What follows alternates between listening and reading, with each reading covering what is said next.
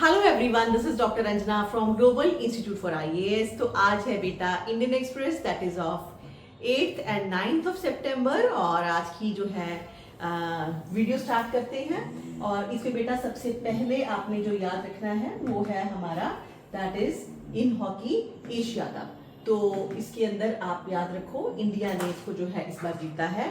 So the Indian hockey team celebrates after defeating, किसको defend करा, किसको इन्होंने हराया। डिफेंडिंग चैंपियन कौन थे? South Korea. साउथ कोरिया को 4-1 से इन्होंने हराया और एशिया कप ट्रॉफी इंडिया ने जीती 8 साल बाद। और इसी के साथ ही क्वालिफाई हो जाते हैं नेक्स्ट ईयर वर्ल्ड कप के लिए भी। ये जो मैच है ये हमारा हुआ था बिहार में एट राजगीर, राइट? तो ये प्लेस है and India has one after defeating your south Korea. You must remember these facts. Next news है बेटा obviously at the international level, लेकिन ध्यान दो आप इस चीज को कि हमारी अंडर सी केबल्स जाती हैं एक्चुअली, जिसके थ्रू की हमारा इंटरनेट कनेक्शन होता है पूरे वर्ल्ड में। और ये जो है अंडर सी केबल हमारी न्यूज में रही कौन से एरिया में? Cuts in the Red Sea area. इससे डिसरप्शन हुई आपकी इंटरनेट एक्सेस की in parts of Asia and Middle east.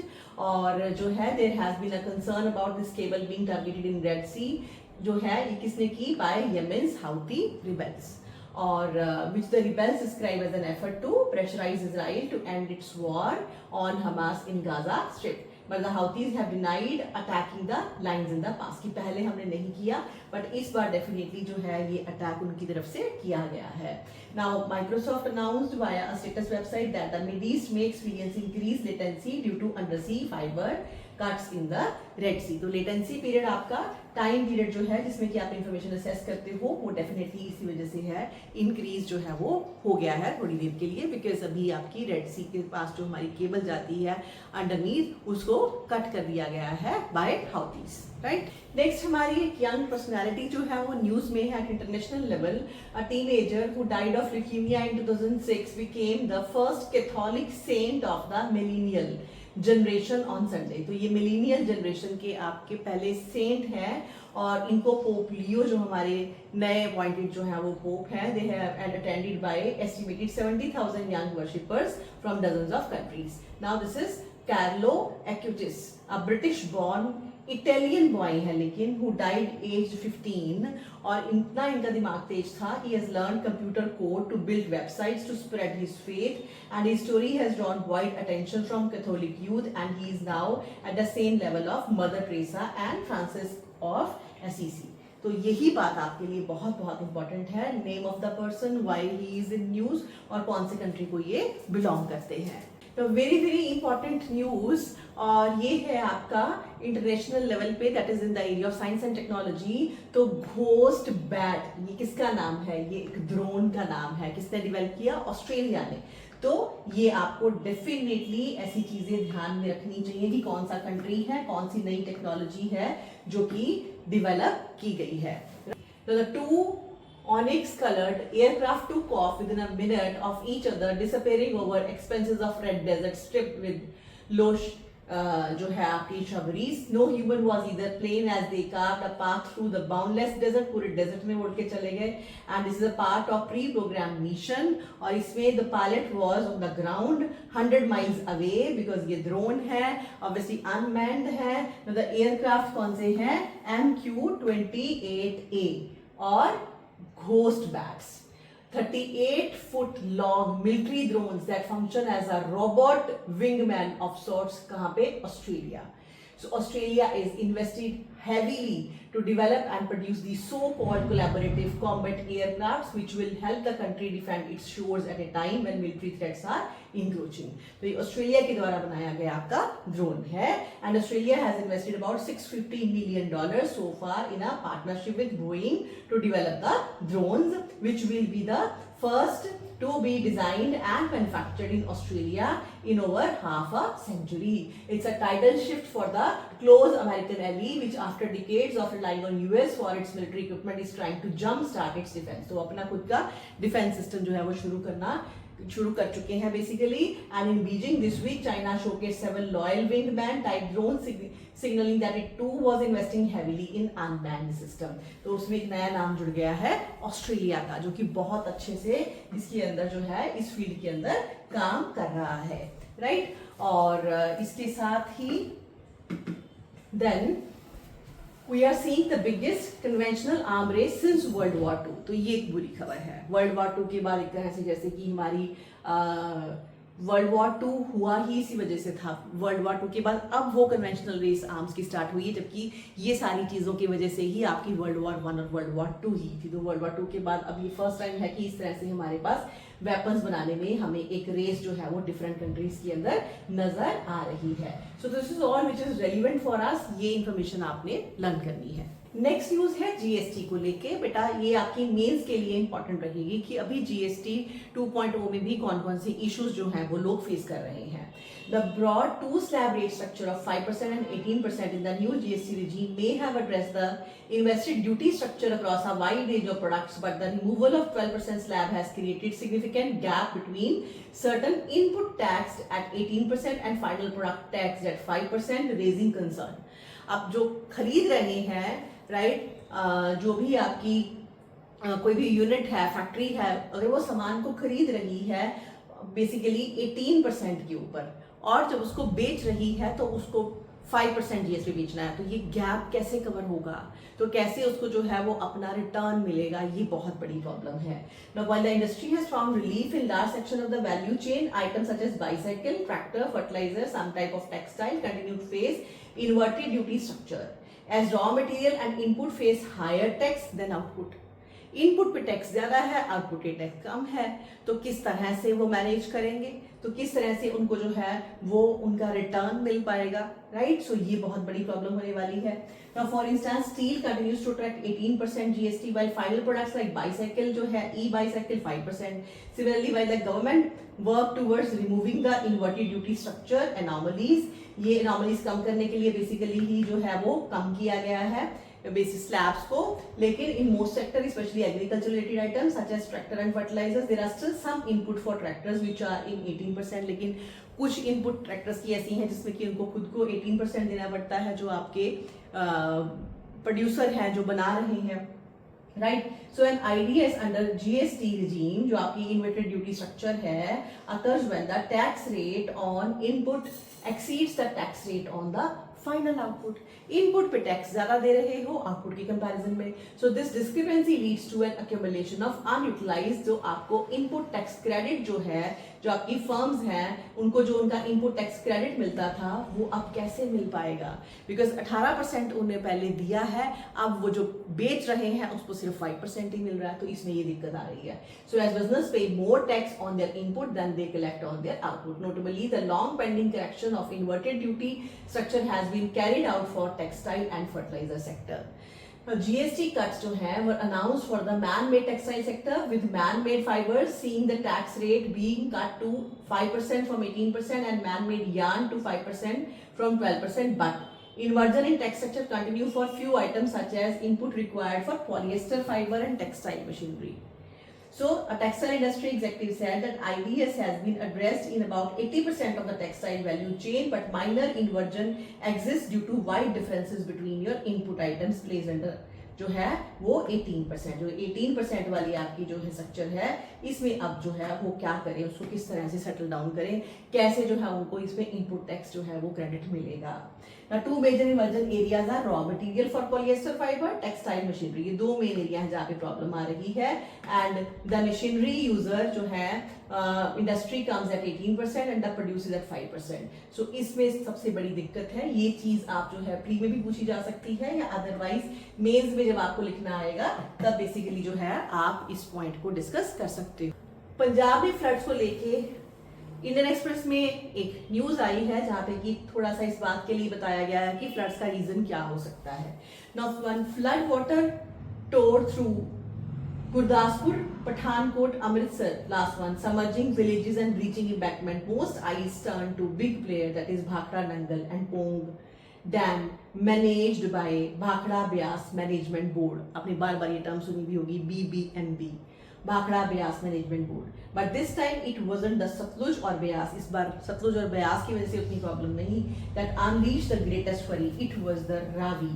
ये मेनली आपकी जो है ज्यादा प्रॉब्लम वो रावी रिवर की वजह से आई है, and by sudden releasing from Punjab's own Ranjit Sagar Dam that brought devastation to the state's northern belt. तो northern belt में जो mainly आपका बहुत ज़्यादा पानी आया है वो रंजीत सागर डैम से आया है. The silence around those release and how flood re-regulation was handled by at RSD, किस तरह से ये रंजीत सागर डैम इसको हैंडल किया गया, तो ये फैक्ट्स थोड़े इग्नोर हो रहे हैं. For decades, successive Punjab government have accused BBMB of flooding the state by releasing water from Bhakra and Pong without warning. अब तक मेन हम ये बात करते थे कि बाकड़ा पोंग डैम से बिना वार्निंग के जो है पानी छोड़ दिया जाता है बीबीएमबी के द्वारा. तो this year however BBMB controlled reservoirs stayed largely under control. Instead the third major system outside BBMB's purview, जो कि इनके अंडर ही नहीं है, and managed directly by Punjab's irrigation and power department, वहां पे इशू आया है. By August 25, now Ranjit Sagar Dam has already touched its maximum permissible level, that is 527 around meter, due to relentless inflow from catchments in Himachal Pradesh and Jammu Kashmir. तो इतना पानी जो है वो already touch हो चुका था. And August 26, it held water up to 528 meter before opening the gates wide, releasing almost as much as it received, an outflow of 2.15 lakh cusic against an inflow of 2.25 lakh cusic. तो इस वजह से पानी जो है वो इस time पे आपने छोड़ा. And the Madhopur barrage downstream saw flow of 2.22 lakh cusic far beyond the Ravi safe carrying capacity. So the pressure snapped two gates of Madhopur. इसी वजह से माधोपुर के जो है फ्लड गेट्स ही टूट गए. एंड द मैटर वर्सनड व्हेन उज रिवर आपकी, और उज रिवर पीछे से जो है वो और ज्यादा पानी से भरी. सोलन भी 2.06 lakh cusec joined the Ravi in Gurdaspur amplifying the flood. और रावी में फिर जो है वो आपका उज रिवर का पानी जब और ज्यादा आ गया तो उससे बहुत दिक्कत आई. Now, on August 27, outflow stayed above 2.15 lakh cusic for half the day. Even on 29th, when villages were already inundated, the dam discharged over 1 lakh cusic.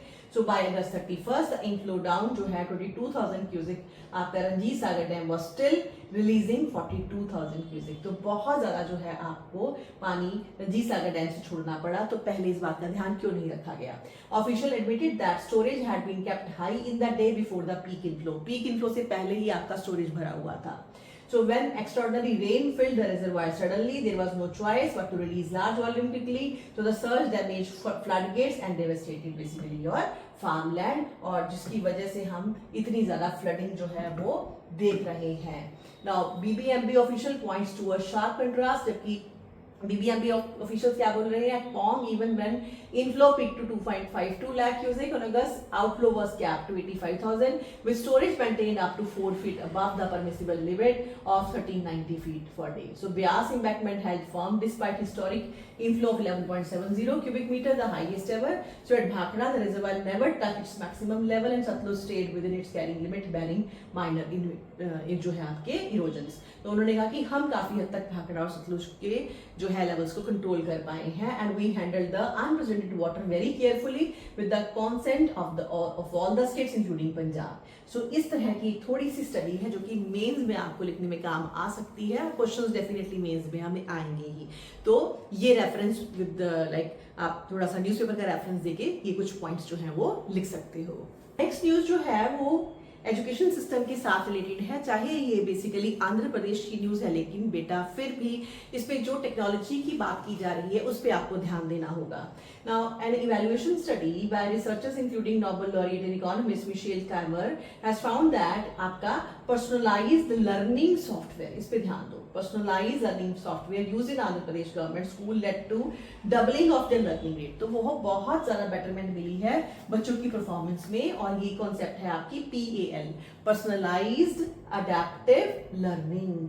ये आपका पर्सनलाइज्ड लर्निंग सॉफ्टवेयर है. इससे आपकी कंसेप्ट बनती है पर्सनलाइज्ड अडेप्टिव लर्निंग की, PAL software की.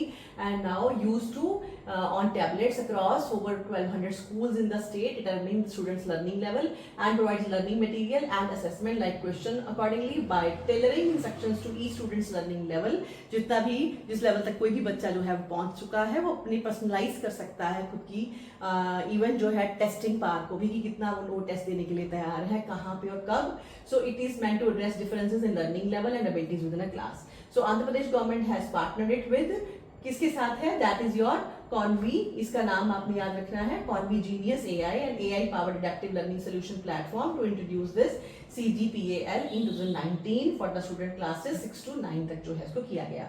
Evaluation studies की ओवरऑल कहाँ से हुई? University of Chicago examined 60 schools where this kind of PEL software was used and 60 schools where it wasn't. So for 17 months period 2023 से लेके 25 तक, at the end of this period 14,000 students who were studied were given a tablet based math assessment with question from grade 2 up to students current grade. So in 2023 Development Innovation Lab partnered with Andhra Pradesh government Department of School Education, उन्होंने फिर इसको यहाँ पे apply किया for a randomized control and this PAL impact on math learning, or this was found to have increased the rate of learning of the students by more than twice. तो काफी ज्यादा उनको फायदा जो है इसके अंदर मिला है। तो ये केस स्टडी या फिर व्हाट इज PAL, ये इनफैक्ट आपका प्रीलिम्स में भी क्वेश्चन बनता है और केस स्टडी आप याद करोगे for mains point of view. Next हमारी न्यूज है अवार्ड के साथ related, that is 82nd Venice film festival, और उसके अंदर आपकी जो है objected to their daughter Annapurna Roy for into film world. तो इसमें जो है आपको पर्सनैलिटी का नाम याद रखना है, अन्नपूर्णा रॉय, और इन्होंने जो है वो डायरेक्ट की है मूवी और उसका नाम क्या है?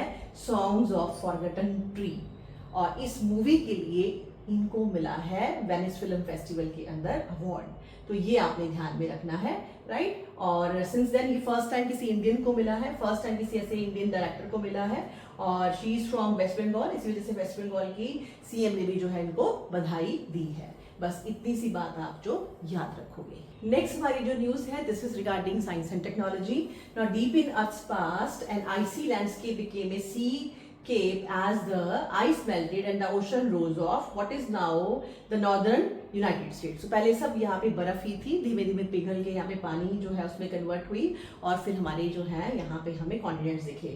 Nearly 50 years ago, a US government ship searching for minerals and hydrocarbons in the area drilled into the sea floor. Sea floor में वो ड्रिलिंग कर रहे थे to see what it could find. तो उनको क्या मिला?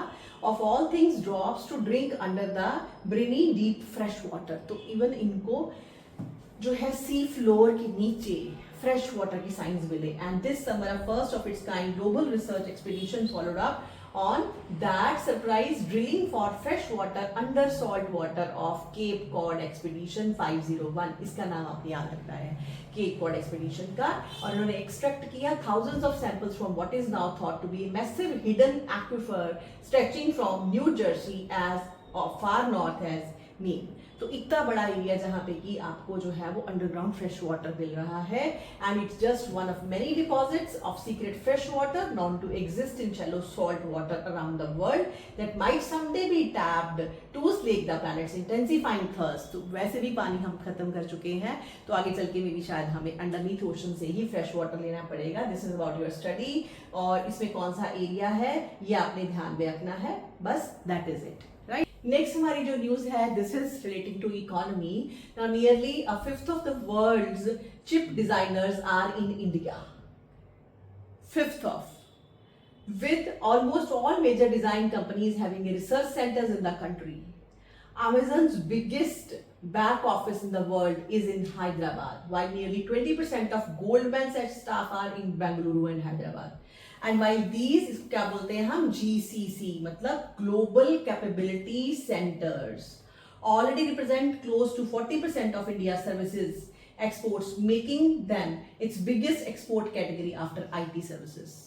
And there could be a growing overlap between these two categories. So this overlap has a section of Indian policymakers worried. तो हमारी एक्सपोर्ट पे जैसी प्रॉब्लम आने वाली है। तो कौन सा एरिया यहाँ पे हम बात कर रहे हैं? यहाँ GCC ग्लोबल कैपेबिलिटी सेंटर्स की बात कर रहे हैं। तो ये GCC की कॉन्सेप्ट आपको पता होनी चाहिए। Now concerned around your outsourcing replaceable work, potential threat to IT services sector, lack of intellectual property coming India's way, even as the government look keen on promoting country as a destination for GCC, these are some questions it is battling internally, worried that the growth of these centers is coming at the cost of a domestic IT firm. आपकी domestic IT firm इसमें पीछे रह रही है इसी वजह से, and undermining the very ecosystem that they had to establish. Now analysis of the type of the work undertaken by in-house GCC and that executed by your outsourced services, क्योंकि वो बाहर की कंपनीज की ऑफिस आपके यहाँ पर हैं, by providers such as the Indian IT and software companies have similarities. Both essentially seems to be focused on tapping into outsourceable work and moving them in varying degree to India. Now some of this in very small amount, लेकिन बहुत कम amount में है, तो main आपका जो है वो सारा profit multinational लेके जाते हैं. So other than some rare cases which could include automotive companies, semiconductor design firm, there is a feeling in policy circle that most of what is being done is still not significant upgrade to what IT service companies are doing. तो इसमें हमारे लिए कुछ ज़्यादा फायदा नहीं हो रहा है. And while many of the government views of proliferation of GCC is a net positive for the country, लेकिन गवर्नमेंट कह रही है कि हमारे लिए पॉजिटिव है. There are concern on the quality of jobs that are being created. लेकिन ये किस तरह की जॉब हमारे लिए क्रिएट कर रही है वो क्वेश्चनेबल है. On yardstick that is being used to gauge the level of technology mature work being done in India's GCC is to ask the question if chief technology officers of the parent company or any of the key subordinates of CTO are in India. क्या इनके जो head of हैं वो deal कर रहे हैं सब चीज़ों को, क्या वाकई हमें जो है नो हाउ पता चल रही है, या सिंपली असेंबलिंग के अंदर ही हमारी सिर्फ जो है वो ट्रेनिंग हो रही है, वहां पे ही हमारे लोगों को एम्प्लॉयमेंट मिल रही है. और if any cutting edge patent are vested with Indian entity, क्या हमें कोई वाकई ऐसा कटिंग एज पेटेंट दिया जा रहा है इनकी तरफ से? नहीं. We are seeing a trend across several smaller GCC that rather than hiring engineering graduates, ये हमारे इंजीनियरिंग ग्रेजुएट्स को हायर नहीं कर रहे हैं, उनको टेक्नोलॉजी नहीं सिखा रहे हैं. They are paying to lower amount of hire those with a degree in science. That's definitely a concern. And but some GCC are actually doing good, कुछ अच्छा भी कर रहे हैं. And more importantly, the real benefit is that many of the people employed here don't have to leave for other countries. कि चलो थोड़ी बहुत employment तो मिल ही रही है. So there are renewed calls for policy push to pivot India towards becoming a product nation. तो हम कोशिश कर रहे हैं कि हम product nation बने, ना कि simply हम assemblage करें. तो ये है आपकी कंसेप्ट जीसीसी की. इसके साथ रिलेटेड आपने थोड़ा सा फोकस रखना है, और आपको मेंस में तो इंपॉर्टेंट रहेगा ही रहेगा, लेकिन इसके ऊपर कोई प्रीलिम भी क्वेश्चन फॉर्म कर सकता है. नेक्स्ट हमारी इंपॉर्टेंट न्यूज है रिगार्डिंग मणिपुर. इस पे ध्यान दो. Ahead of prime minister Narendra Modi propose visit to Manipur, वहां पे 2 सिग्निफिकेंट अनाउंसमेंट हमारे होम मिनिस्टर ने की है. One, that the suspension of operation SOO, suspension of operation agreement with militant groups under the umbrella of Kuki National Organization KNO के साथ and United People's Front had been renewed with renegotiation terms. तो suspension of operation होगा और उनके साथ already जो agreement किए गए थे उसको renew किया जाएगा. And to that the Kuki Zo Council have कि Kuki Zo KZC, the representative body of Kuki Zo tribe would allow free movement on National Highway 2. उनको फ्री मूवमेंट दी जाएगी. द क्रिटिकल नॉर्थ साउथ जो है आपकी artery of the North East that connects Assam with Mizoram through Nagaland and Manipur. So ये 2 already जो है facilities इनको दी गई हैं. तो सू एग्रीमेंट क्या है? It's a tripartite ceasefire deal signed in 2008 by union state government and the 2 umbrella group, उनके representing 24 Kuki-Zomi insurgents. Now the SOO was renewed periodically, but in 2023, 2 months before the conflict began, the Manipur government led to at the time by and Biren Singh unilaterally pulled out. इस agreement से वो पीछे हट गए थे. And Zomi revolution army, Kuki national army जो है accusing them of influencing agitation. So after the conflict began, insurgent group of both sides, Kuki Meitei ethnic divide facilitated and participated in the violence, और इसी वजह से आपकी बहुत सारी वायलेंस हमें मिली. तो this is SoO agreement. Now renegotiation है अब इसके ऊपर. ग्राउंड रूल्स को रिवाइज एग्रीमेंट जो है इसके लिए टेरिटोरियल इंटीग्रिटी ऑफ मणिपुर बना के रखने के लिए है. And relocating Kuki militant camps from fringe area. There are 14 militant camps in the Kuki dominated hill of Manipur. Now 7 of which are near Methi dominated Imphal Valley. So Methi have for long alleged that they are used to launch attack on Methi. वो यहाँ से मेथी के ऊपर attack करते हैं. उनको अभी वो बोल रहे हैं कि आप रिलोकेट करो. Depositing weapons at the camp with the nearest CRPF and submitting military cadre to stringent physical verification and delisting of the foreign nationals if any. अगर बाहर से कोई आया तो उनको delist करेंगे. तो आपकी कुकी ग्रुप्स हैं. some of the key Kuki demand have already been accepted including the removal of Biren Singh. CM को उन्होंने हटा दिया. The hill tribes had long been accusing Singh of पार्टीशनशिप in the conflict कि उन्होंने डिवाइड जो है वो क्रिएट की थी. इस वजह से सीएम को ऑलरेडी हटा के उन्होंने थोड़ा पॉजिटिव एटमॉस्फेयर कर दिया है. And in November 2023, government had entered into peace agreement with the United Nations Liberation Front. One of the oldest militant group in the Valley camp are being set up in front for the UNLF again, and उनको ID cards दिए गए हैं। सम पुशबैक्स क्या है, आपकी कोकोमियन Imphal based मेथी civil society है, उन्होंने condemn किया लेकिन की क्योर रिवल की गई है, एलिजेड दैट इट एक्सटेंड, इससे और प्रॉब्लम आ सकती है, तो मेथी थोड़े से डरे हुए हैं। On the Kuki Zoo side, the crucial clause in the deal is regarding the territorial integrity of Manipur. A separate administration has been the primary demand. वो कह रहे हैं कि हमें आप अलग से administration जो है वो दो Kuki Zoo group की since the beginning of the conflict. While there are some have raised objections, कुछ objections चल रही हैं, लेकिन थोड़ा सा फिर भी अच्छा माहौल बनाने की कोशिश की जा रही है। Now free movement on National Highway 2 जो उनको दी जा रही है, लेकिन continuing challenge है ये। They have alleged that center statement is misleading, कि वो हमें पता नहीं प्रैक्टिकली इसको देंगे या सिंपली ये आपके सिर्फ पेपर्स के अंदर है, राइट। तो क्या हो रहा है मणिपुर में, किस तरह की डेवलपमेंट है, सू एग्रीमेंट क्या होता है, और ये सारी चीजें कौन कौन से आपके जो है पार्टीशन ग्रुप्स वहां पे इन्वॉल्व है, इनके नाम, ये सब कुछ आपको हमेशा याद रहना चाहिए। So this is all for today. आज के लिए इतना ही, जल्दी ही मिलती हूँ और बहुत सारी इंफॉर्मेशन लेके। Thank you so much for watching.